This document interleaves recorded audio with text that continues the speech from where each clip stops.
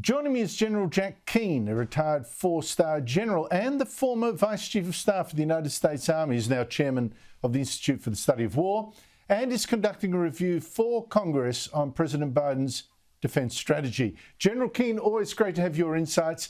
Former Prime Minister Paul Keating, he told us yesterday, we don't need these new nuclear submarines under this AUKUS deal. He says they cost too much. China isn't a threat anyway. It won't invade the US or Australia. Just to give you a taste of what he said yesterday, here he is. Underlying all this stuff about the need of nuclear power is the idea that China has either threatened us or has threatened us. It has threatened us or will threaten us. Now, this is a distortion and it's untrue. Is Paul Keating right? China is not a threat and we don't need these subs. Well, I find that quite stunning. I was actually in the Biden White House on Tuesday, and they were briefing me on the China strategy as well as their implementation of it. And it was highly classified, but I can just flat tell you that China is the most significant threat the United States has faced since the Soviet Union. And when you put it all together, I really think it will be the most significant threat we have ever faced. And we cannot do this by ourselves. We need Australia, Japan, the Philippines. We need our other allies in Europe to assist with the threat. The fact is, China outguns us and outmans the United States. And China wants to dominate economically, not just militarily, technologically, and geopolitically. And China had the control that they want.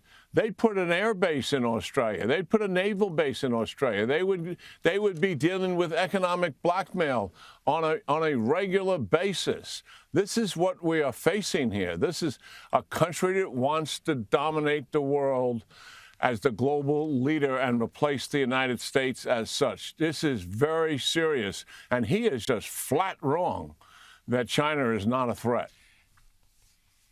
Can I just ask you one more thing he said that struck me? He said it was such utter conviction. Paul Keating also claimed the Virginia-class submarines were not just too expensive. These are the ones we're buying from America, but they're also too big. Could you fact-check this claim for us? Here he is. And because it's 8,000 tonnes, that's big, they're discoverable. They'll be discoverable from space. And what's more, they are too big for the shallow waters of the Australian coast. General Keane, is Paul Keating right? Are these submarines too big and discoverable even from space? No, they're not too big. I'm sorry for laughing, but it seems quite preposterous. I mean, we have nuclear weapon submarines that are on patrol 24/7. And Russia and China cannot detect them. They are stealth submarines. Not only can they not see them with sophisticated technology, they can't even hear them if they're close by. It's the singular military advantage that the United States has over the PLA, their Air Force, Navy, and ground forces, our submarines in general, because they're all nuclear and they're stealth. And they're difficult to detect in any form or fashion. I totally disagree with that claim. General Keane, I just need to switch to the war in Ukraine because there's been the first direct conflict between Russian and American assets. America's been funding and supplying the Ukrainian army, but this is the first time we've seen a direct conflict here. Russian jets forcing a US surveillance drone to crash into the Black Sea by dumping fuel on it and damaging its propeller. The US Defense Secretary has rung Russia's defense minister to stop this getting out of hand, but how serious do you think this is? Well, this has been a pattern that the Russian fighters have been doing actually prior to the war in Ukraine. And that is harassing our fighter pilots, harassing our bombers, and at times being quite reckless and dangerous, not only to our crews, but to themselves. They flew 19 passes over this drone that's flying obviously at a much slower speed, so much it just whizzes by them.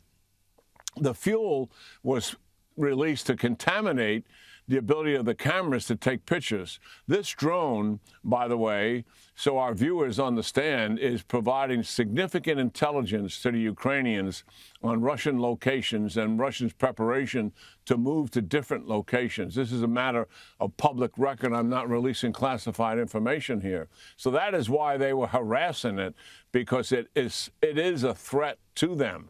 And I think we don't know exactly what happened, but they may, in the 19th pass, one of the pilots, in coming up, approaching the drone from the rear, popped up real quick and clipped the propeller. He was fortunate that he didn't lose his own aircraft, and obviously the drone was hurt.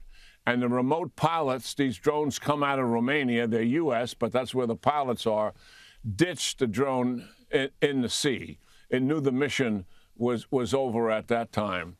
And I think if I was the Secretary of Defense, I would have been flying another drone today, and I would have had a so-called fighter cap above them, making certain that the Russians understood that we're going to protect U.S. property that's in international waters. We have every right to be there. General Jack Keane, always fascinating to talk to you. Thank you so much indeed for your time. Yeah, great talking to you, Andrew, and your audience. Thank you.